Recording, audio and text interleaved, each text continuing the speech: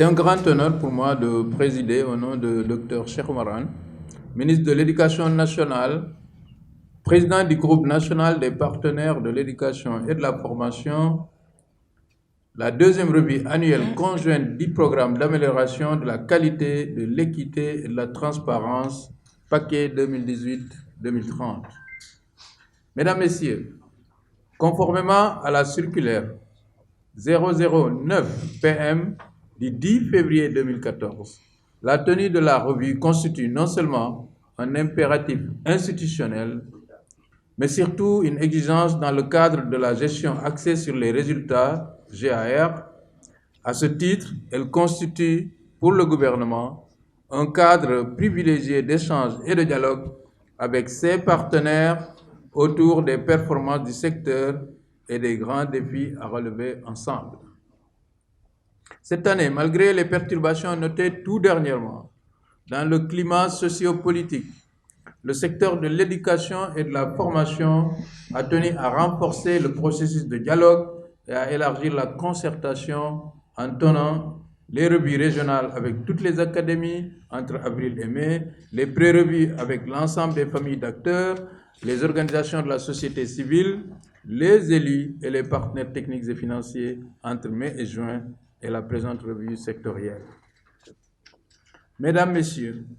il est important de signaler que cette 10e édition de la revue se tient à une étape cruciale marquée par plusieurs événements dont 3 restent déterminants pour la communauté éducative.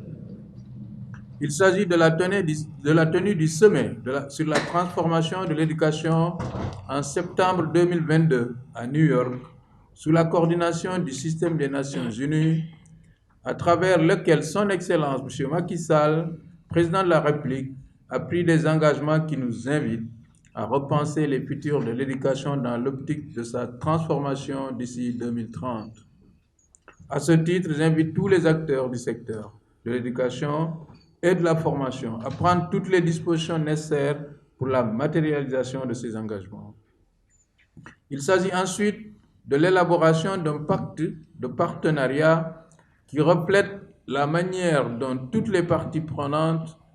œuvront ensemble de manière synergique autour d'une réforme structurante pour accompagner la transformation du système. Il s'agit enfin de l'évaluation de la phase 2018-2022 de notre programme sectoriel, le paquet EF, et l'élaboration de la prochaine phase 2023-2026, concomitamment à la formulation du PAP 3 du PSE qu'il opérationnalise dans le domaine de l'éducation. Vous êtes déjà acteurs et témoins de ces 3 événements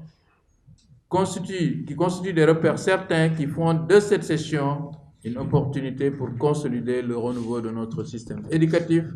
avec toutes les nouvelles ouvertures qui s'offrent au secteur. Mesdames et Messieurs, au-delà de cette réflexion contextuelle, cette revue sectorielle constitue surtout une occasion supplémentaire